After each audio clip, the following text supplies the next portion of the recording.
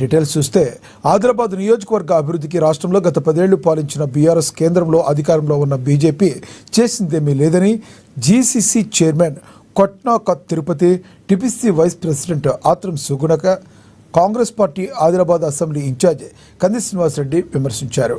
ఆదివారం సాత్నాల మండలం సయ్యద్పూర్లో తుమ్రామ్ చంద్ర షావ్ ఆధ్వర్యంలో జరిగిన చేరికల కార్యక్రమానికి వారు హాజరయ్యారు.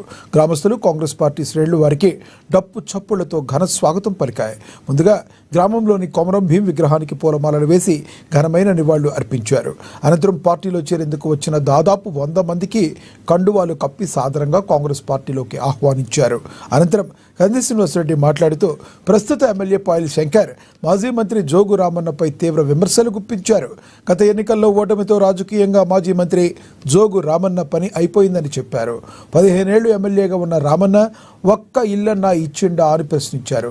పాయల్ శంకర్ సెటిల్మెంట్లు, భూ కబ్జాలు చేస్తారనే పేరుందని ఆరోపించారు. ఇప్పటి వరకు కొన్ని కోట్ల విలువగల భూములు కబ్జా చేశారని ఆరోపణలున్నాయన్నారు. జోగు రామన్న, పాయల్ శంకర్లు వారి కుటుంబం గురించి ఆలోచిస్తారు తప్పితే ప్రజలకు చేసిందేమీ లేదన్నారు. అభివృద్ధి అంటే కాంగ్రెస్ ప్రభుత్వం చేసి చూపిస్తుందని తెలిపారు కేఎస్ఆర్.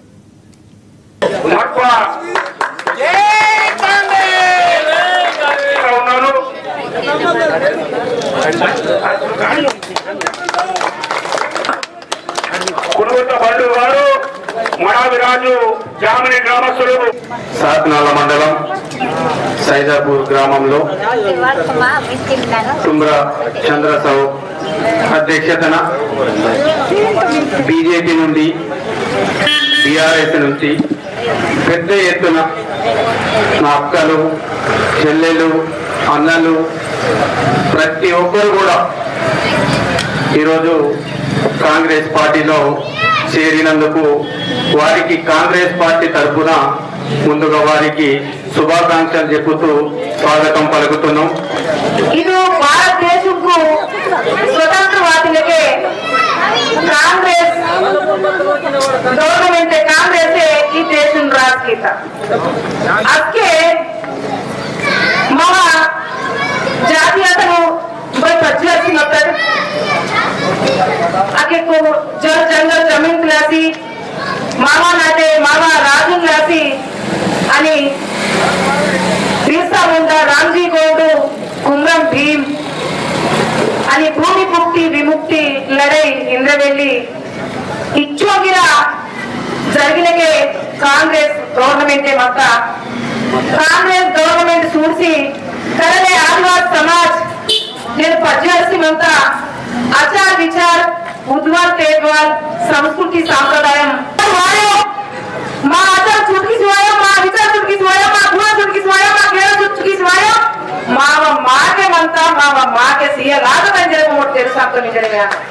మనకు కాంగ్రెస్ పార్టీకి గరీబోళ్లకు అండగా నిలిచేటువంటి కాంగ్రెస్ పార్టీ మనకు బీజేపీకే పోటీ ఉంటది. వాస్తవం గుర్తెరగాల. ఇక జోగు రామన్న ఇక ఒక్కసారి సచ్చిండంటే లెవ్వడికి ఇంక అయిపోయింది. ఇక జోగు రామన్న పని అయిపోయింది. రాజకీయంగా సమాధి అయిపోయింది జోగు రామన్న. ఆయన్ని మర్చిపోండి. 15 ఏళ్ళు ప్రజల్ని రాచి రంపాన పెట్టి ప్రజల రక్తం దాగి 15 ఏళ్ళు జోగు రామన్న ఏమంటాడు, 15 ఏళ్ళు ఎమ్మెల్యేగా ఉన్న జోగు రామన్న ఒక్క ఇల్లు కట్టించిండ సైడ్పూర్. 15 సార్లు ఎమ్మెల్యే ఉన్నాడు, మంత్రి ఉన్నాడు, సొంత ఊర్లే ఆయన దీపాయగూడలనే కట్టించుకోవాలి. ఆదివాసీలు మన గుర్తు, మన పార్టీ కాంగ్రెస్ పార్టీ మాత్రమే.